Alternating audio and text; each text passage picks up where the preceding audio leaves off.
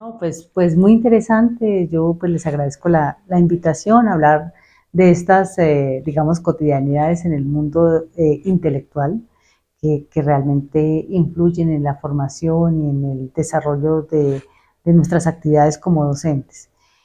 Bueno, pues en mi caso, pues los invitaría más bien.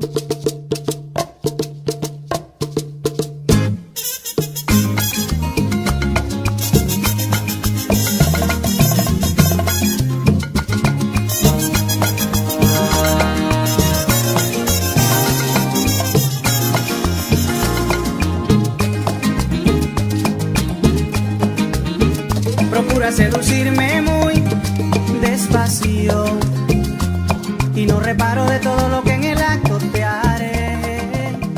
Procura caminarme Sí, digamos que va uno con la literatura pues es la universal, pero digamos a mí la historia, en un comienzo tengo que señalar que no era como mi afición, tal vez a veces por la manera como nosotros como docentes tenemos de enfocarla. Entonces me molestaba un poco la fijación en hechos, batallas y acontecimientos importantes, pero cuando en la universidad me encontré con uno de mis maestros, Juan Manuel Roballo, quien nos propuso una serie de lecturas con algunos autores como Jerzy Topolsky, que es justamente uno de los autores que tengo acá, sobre metodología de la historia, y empieza a ser como mi campo, mi luz de orientación. Este pues fue como también un documento, un texto que seguí en la maestría, y pues es un poquito complejo en términos teóricos, pero que digamos da unas pistas muy importantes sobre la formación de los historiadores. Como digamos en un primer momento, empieza también a plantearme unas preguntas importantes sobre el conocimiento y el sentido de la historia. También, digamos, algunos otros trabajos, empiezo a encontrarme como los de Edward Carr sobre qué es la historia, algunos otros como el de Historia y Verdad, digamos, de Adam Schaff, que empiezan también a cuestionar un poco el sentido y el papel de la historia, sobre todo la historia positiva, y ese es como el campo que me llena a mí. Y también me voy encontrando con otros trabajos, como es el de Santos Julián, la historia social y los historiadores, y veo también un papel allí muy importante. En la maestría, por ejemplo, encontraba allí que hablaban de Fukuyama y el último hombre, es decir, en una apuesta cuando en los años 80, pues la caída del muro de Berlín implica también una transformación del pensamiento, y esto hace que hayan algunas reflexiones. No sé hasta dónde Fukuyama, bueno, esa sería una perspectiva de análisis, si Fukuyama se refería a ese tipo de análisis, pero para los historiadores fue un camino de decir, bueno, se acabó la historia, ¿sí? Y entonces aparecen una serie de críticas, y precisamente Joseph Fontana, que es uno de los, como ya les señalaba, uno de los clásicos para mí, en los que me va a motivar a escribir historia. Encuentro el final de la historia del último hombre, bueno, no lo veo acá referido, pero bueno, creo que está hacia la parte de allá. Digamos que con ellos me he desarrollado en términos historiográficos, aunque estoy muy pendiente porque es un campo que me apasiona, el de la teoría y los métodos de la historia. Precisamente por eso estoy en contacto con autores ahora como Carlos Gisbert, El hilo y las huellas, como Anacleto Pons y Justo Serna. Y efectivamente estos me han conducido a otro campo hoy, como el de editora, que pues me permite estar permanentemente en la vanguardia. Digamos que en los cursos de maestría, por ejemplo, uno de los primeros cursos que desarrollé fue el de historiografía social o historia social. Y por ejemplo, encontrarme con este texto de Manuel Tuñón de Lara, o con este otro que señalaba de historia de Santos Julián, sobre historia social y sociología histórica, entre otros de Peter Burke, que los tengo más encuadernados, bueno, en fin. Y esto digamos, me acerca a otros debates. Digamos que recientemente también, como les señalo, la historia social y las dinámicas de la historia me han motivado a analizar otros trabajos, por ejemplo, desde la historia social, pensar históricamente como el de Pierre Vilar. Y bueno, me olvidaba este otro texto de Pierre Vilar, que es Iniciación al vocabulario histórico, que lo tengo, bueno, por aquí atrás. Y que pues da unas pistas importantes sobre qué escribir, sobre el sentido de la historia, cómo pensamos la historia y sobre todo qué es la historia cotidiana, es decir, lo que él llama la historia con minúscula y qué es la historia con mayúscula, que a lo cual pues se le ha denominado en historia la historiografía.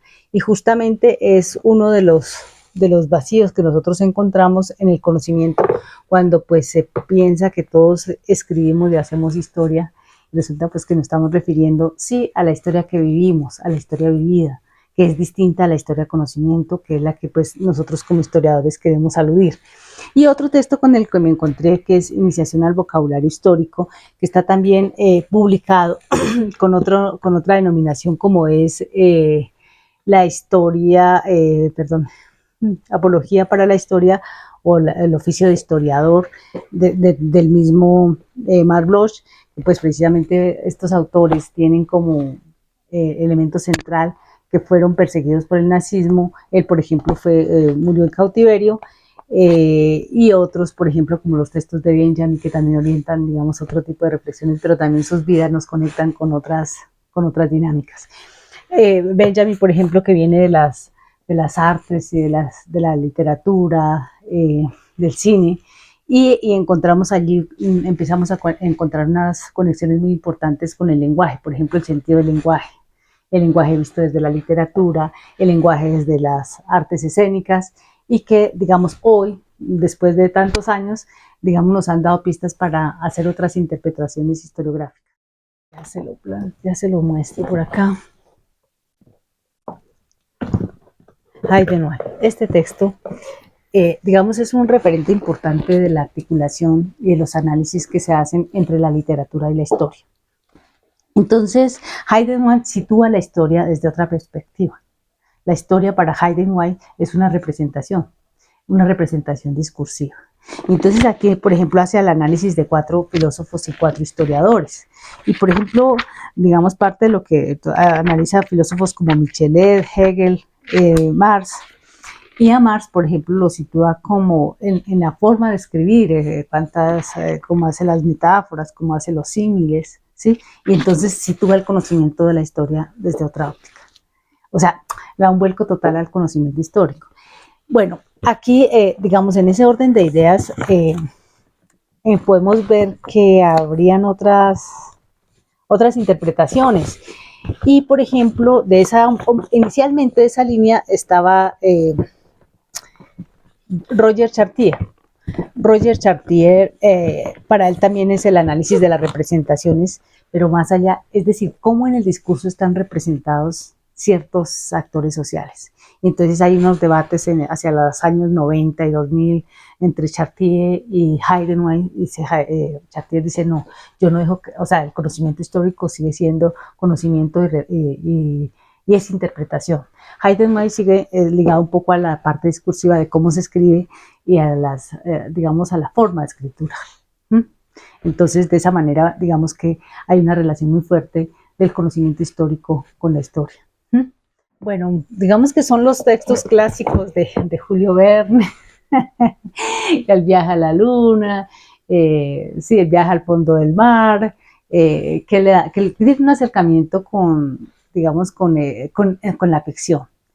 No obstante, por ejemplo, bueno, ya otros trabajos como Siervos sin tierra, que nos sitúan, digamos, en el campesino boyacense, La rebelión de las ratas, sí, y otro tipo de literatura, El cóndor, sí, que lo sitúan, aunque pues efectivamente uno inicialmente cree que es sola ficción, pero ya desde el punto de vista historiográfico nos sintió que hay unas representaciones muy importantes. Y bueno, ese es el acercamiento un poco que tiene uno, la novela María, por ejemplo, que describe las haciendas, que García Márquez es un referente muy importante en términos del reconocimiento social, el general en su laberinto, pero digamos, incluso la hojarasca.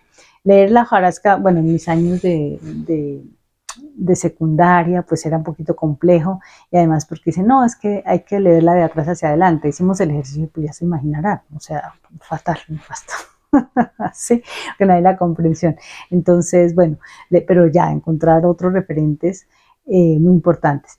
Para mí, por ejemplo, otro elemento de la cercanía con los literatos es que mi formación doctoral se debatió entre dos cosas, la historia y unos seminarios que teníamos con los literatos. Es decir, yo tuve la posibilidad de estar con Saramago o sea, en todo un seminario, ¿sí? Quien pues me prologa este trabajo, El hombre duplicado, y que da una concepción del tiempo muy interesante desde el punto de vista historiográfico. Que bueno, oye, a propósito, no lo he considerado para, me acaba de dar pistas para trabajarlo con los estudiantes. Bueno, también estuvo Laura Restrepo, Fernández Retamar y otros, Gonzalo Celorio, por ejemplo, que en su momento era el director del Fondo de Cultura Económico. Y bueno, eso era una delicia, o sea, hay otro que nos hablaba del parricidio, era un colombiano, ay, yo, en este momento se me escapa, pero era una delicia porque uno iba, digamos, cómo construyen sus textos, dónde están los referentes. Y entonces, por ejemplo, de las dinámicas que tenemos con Laura, porque pues además de ser una mujer muy inteligente, muy trabajadora, entonces hizo un trabajo ella con las mujeres prostitutas en Barranca Bermeja, y ahí, que no me acuerdo, bueno, por acá tengo la novela que estaba leyendo, bueno, de las últimas de Laura, que tiene que ver con ese trabajo, porque además ella sus novelas las realiza pues con un trabajo de campo, ¿sí?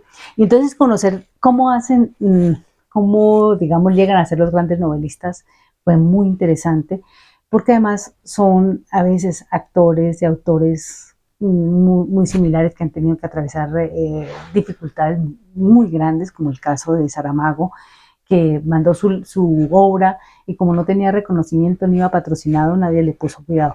20 años después aparece y se convierte pues en la novela que es premiada y demás, entonces en premio Nobel, que es bastante importante. Y esto, digamos, bueno, ustedes perdonarán que, pero ese es el orden que uno tiene un poco, y yo pues a esto no le hice nada sabiendo que ustedes venían, porque creo que esta es digamos, mi manera de entender, interpretar. Y además pues no tengo mayor espacio como para, sí, ya como que el espacio está ocupado, y además esto tiene unas lógicas de buscar un libro y encontrarlo. Justamente pues en los trasteos uno siempre organiza de otra manera, pero también trata de mantener lo mismo, para que siempre un libro se traspapela, otro, bueno, en fin. Esta parte que ustedes ven refiere a América Latina, aunque efectivamente la vamos a encontrar en otros lados, ¿sí? Y hoy pues la biblioteca también virtual nos llena o nos motiva a otros elementos. Esta parte es de universal y también responde un poco a los cursos, a lo que quiero hacer con los cursos, ¿sí? Y esta es de teoría, de teorías de la historia. Esta es, digamos, el campo que a mí más me apasiona, o sea, bueno, todos en general, pero digamos que es un curso que siempre he mantenido y que pues realmente trato de estar como a la vanguardia, cuál fue el último libro que salió, en fin, por ejemplo, de los oficios del historiador, que bueno, bueno, el año pasado sale, y digamos que esto me da también pistas interpretativas sobre lo último que se ha producido. No obstante, pues bueno, hoy el libro físico pues es una lotería tenerlo, porque realmente hoy ya no lo conseguimos, y bueno, a veces que necesito este libro, las ferias o bueno, ya no se encuentran disponibles incluso pues nuestros propios libros en la biblioteca. Esto también responde, pues, por ejemplo, los textos de Brodel, que también son bien interesantes respecto a las implicaciones teóricas y metodológicas que nos aporte Hobsbawm, y digamos que este también refiere a unas perspectivas internacionales.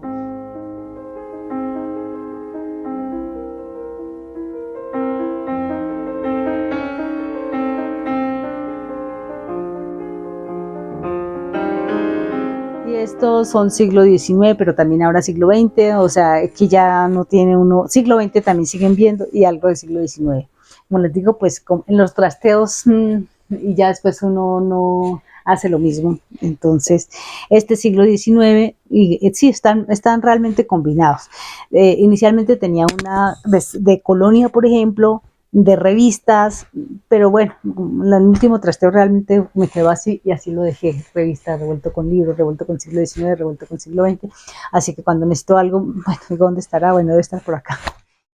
Bueno, mira, yo creo que esa es una pregunta muy interesante porque también depende del clima, a ver, incluso a veces me siento acá, pongo unos cojines y hago la lectura. ¿Mm? Y depende, bueno, hasta que encuentre. Para mí programar un curso, por ejemplo, es como un ritual importante porque requiere la programación, bueno, o sea, primero los cursos nunca serán los mismos. Yo siempre estoy mirando cuál es la lectura que les puedo poner, cómo puedo articular. Y para mí es eso, buscar, bueno, el texto no lo he mirado, empiezo a mirar qué tiene, empiezo a hacer una lectura un poco rápida, pero me da ya una idea de cómo planearlo. Y una vez tengo planeados, pues entonces, por ejemplo, los ubico en esta área, o en esta área, o a veces acá. Y sí, por ejemplo, este era un curso de teoría y método que tenía en este momento, de metodología, que digamos, sí, todo lo de investigación, y me dando a mí unos recursos, pues como de orden y organización, ¿sí?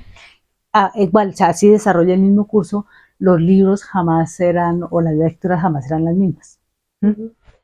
Ahora el otro, porque pues yo soy editora, entonces la lectura para mí es, o sea, permanente. Sí, o sea, eso es una cuestión de 14, 16 horas al día. Entonces, sí, es algo que está más conmigo y es decir, algo que realmente hace parte de la vida de uno. Entonces, no, sí, el cine, pues muy, muy chévere a veces, digamos, cuando ya está uno, como se dice, un poco desprogramado o realmente quiero desconectar.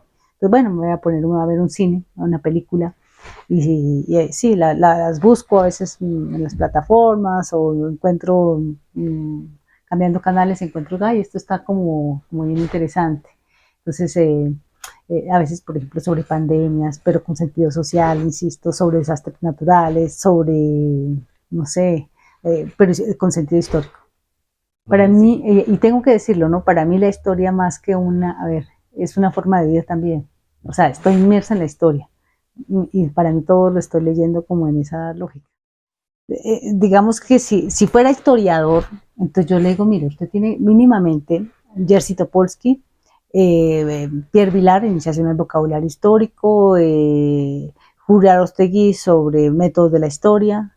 Bueno, son como, digamos que ellos, no obstante, pues hay ya una reconfiguración o una revaluación no digo de esos autores, pero sí nuevas lecturas que incluso hoy tenemos una sociedad más, a ver, que les gusta leer menos, que están leyendo más en video, entonces que están leyendo más visualmente. Entonces, luego la escritura para ellos tiene que ser más ágil, o sea, entonces ya no lee uno el libro completo, sino entonces un capítulo. Entonces, sí, no sé si sí, encuentra uno con otras dinámicas, ¿sí? Ahora, si alguien está en la línea de literatura, tiene que leerse a Chartier, por ejemplo.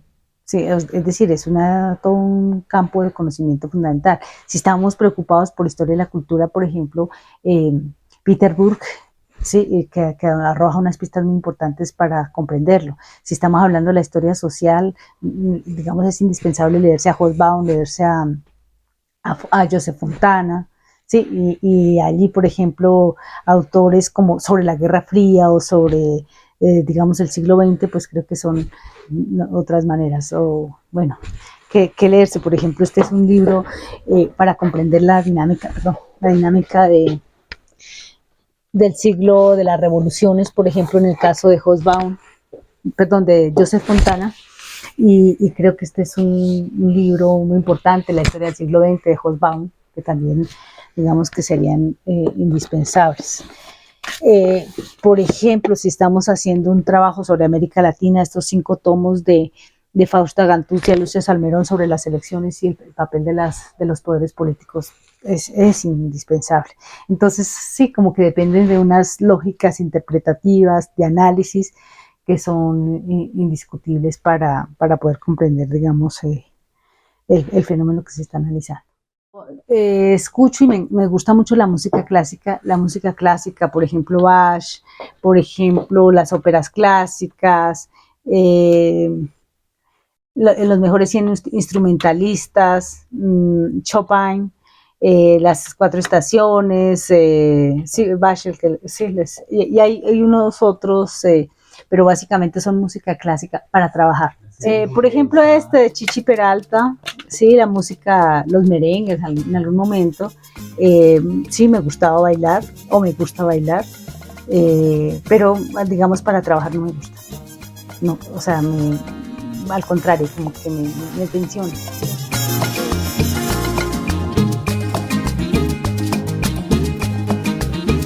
Procura seducirme muy despacio y no reparo de todo lo que en el acto te haré. Procura caminarme ya como la del mar y te aseguro que me hundo para siempre en tu rodar. Quizás